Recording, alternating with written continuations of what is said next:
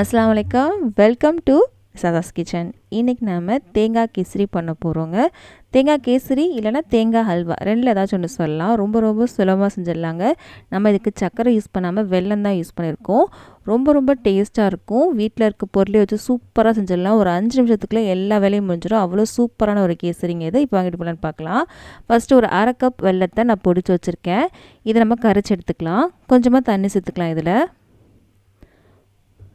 வெல்லம் கரைஞ்சால் மட்டும் நமக்கு போதும். எந்த பாகுபாதம் நமக்கு எதுவும் தேவையில்லைங்க. அதனால் கொஞ்சமாக நான் தண்ணி சேர்த்துக்கிறேன். இப்போ இதில் ரொம்ப கம்மியாக தான் சேர்க்குறேன். இந்த வெல்லம் வந்து கரையிட்டோம். நமக்கு வெல்லம் நல்லா கரைஞ்சிருச்சு பாருங்கள். பாகுபாதம் எதுவும் நமக்கு வரல. வெல்லம் மட்டும் கரைஞ்சிருக்கு.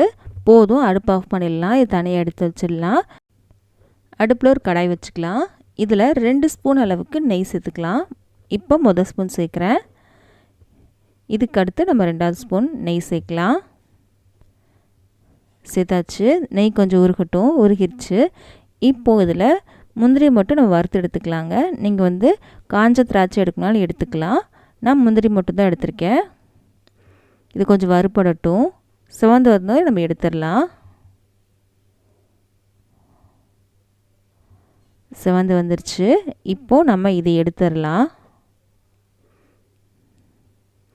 எடுத்து வச்சிட்டேங்க. இப்போது மிச்சம் இருக்குள்ளே அந்த நெய்லேயே 2 ஸ்பூன் அளவுக்கு பொடியான ரவை இருக்கும் இல்லையா, அது நான் சேர்த்துருக்கேன். கொஞ்சம் குண்டான ரவை இருந்தாலும் நீங்கள் சேர்த்துக்கலாம். நான் இன்றைக்கி சேர்த்துருக்கிறது பார்த்தீங்கன்னா பொடி ரவைங்க. 1 நிமிஷம் வரைக்கும் இதை வந்து நம்ம கொஞ்சம் வறுத்துக்கலாம். நல்லா வாசம் வரணும். நல்லா வறுபட்டுருச்சு. இப்போது இதில் நம்ம 1 கப் அளவுக்கு ஃப்ரெஷ்ஷாக துருவன தேங்காய் எடுத்துக்கலாங்க. இங்கே பாருங்கள், தேங்காய் எவ்வளோ ஃப்ரெஷ்ஷாக இருக்குது பாருங்கள். இப்போது இதை நல்லா கலந்து விடலாம். இதோட ஈரப்பதம் நல்லா போகணும். அது வரைக்கும் நல்லா கலந்து விட்டுக்கோங்க. நல்லா உதிரியாக வரணும். அது வரைக்கும் நல்லா கலந்துக்கணும். தேங்காயிலே எண்ணெய் இருக்கும் இல்லையா, நம்ம ரொம்ப நெய் சேர்க்கணும்னு அவசியம் இருக்காதுங்க. இங்கே பாருங்கள், நல்லா உதிரியாக வந்துருச்சு பாருங்கள். ஈரப்பதம் நல்லா போயிடுச்சு. கலர் எதுவுமே சேஞ்ச் ஆகலை. ஆனால் நல்லா உதிரியாக வந்துருச்சு பாருங்கள். இப்போது இதில் 1 கப் அளவுக்கு பால் எடுத்துக்கலாம். இது காய்ச்சின பால் தாங்க. நல்லா கலந்து விட்டுக்கோங்க. நம்ம இன்றைக்கி கேசரி கலர் எதுவும் சேர்க்க போகிறது கிடையாதுங்க. நம்ம வீட்டில் இருக்க மஞ்சத்தூள் இருக்கு இல்லையா, அதான் நான் சேர்க்குறேன் கலருக்காக. இந்த மாதிரி கேசரியில் சேர்க்கும் போது மஞ்சப்பொடியோட வாசம்லாம் எதுவுமே வராதுங்க. நீங்கள் வேணால் ட்ரை பண்ணி பாருங்கள். இது கலர் மட்டும்தான் கொடுக்கும். ஃபுட் கலர் வந்து அவ்வளோ உடம்புக்கு நல்லதில்லை தான். கலர் வேணும்னு நினச்சிங்கன்னா மஞ்சத்தூள் இல்லைன்னா உங்கள்கிட்ட குங்குமப்பூ இருந்தால் அது கூட நீங்கள் சேர்த்துக்கோங்க. இப்போது இதிலே கொஞ்சம் வேகட்டும். இப்போது இதில் நம்ம ஏலக்காவை நான் தட்டி வச்சுருக்கேங்க, அதை நான் சேர்த்துக்கிறேன். நீங்கள் ஏலக்காய் தூள் இருந்தால் அதை கூட நீங்கள் சேர்த்துக்கலாங்க. இது கொஞ்சம் வெந்து வரட்டும். நம்ம ரவைலாம் சேர்த்துருக்கோம் இல்லையா, அது கொஞ்சம் வேகணும் இல்லையா, வேகட்டும். சீக்கிரமாகவே வெந்துடும். 1 நிமிஷத்துக்குள்ளே நல்லா வெந்துடும். இங்கே பாருங்கள், நல்லா வெந்துருச்சு. இப்போது நம்ம கரைச்சி வச்சுருந்தாலும் வெல்லம் அதை இதில் சேர்க்கலாம். வடிகட்டி நம்ம சேர்த்துக்கலாம்.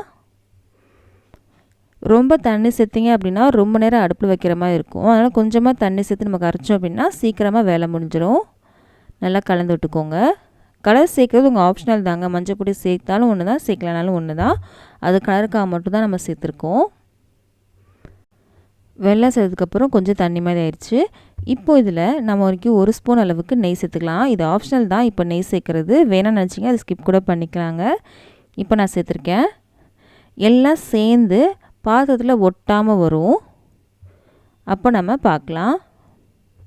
சீக்கிரமே வந்து 1 நிமிஷத்துக்குள்ளே வந்துடும். இங்கே பாருங்கள், பாத்திரத்தில் ஒட்டாமல் வருது. இப்போது நம்ம வறுத்து வச்சுருந்தோம்ல முந்திரி, அதை நம்ம சேர்த்துக்கலாம். சேர்த்துட்டு நம்ம நல்லா கலந்து விட்டோம் அப்படின்னா நமக்கு தேங்காய் கேசரி ரெடி ஆயிடுச்சு. ரொம்ப டேஸ்ட்டாக இருக்குங்க. நீங்கள் செஞ்சு பாருங்கள். ரொம்ப சுலபமாக செஞ்சிடலாம். கண்டிப்பாக நீங்கள் செஞ்சு பார்த்துட்டு எப்படி இருந்து மறக்காமல் நீங்கள் கமெண்ட் பாக்ஸில் சொல்லுங்கள். இப்போ இந்த வீடியோ பிடிச்சிருந்துச்சு அப்படின்னா மறக்காமல் உங்கள் ஃப்ரெண்ட்ஸ்க்கும் ஃபேமிலிஸ்க்கும் இந்த வீடியோ ஷேர் பண்ண மறக்காதீங்க. நம்ம அடுத்த வீடியோவில் சந்திக்கலாம்.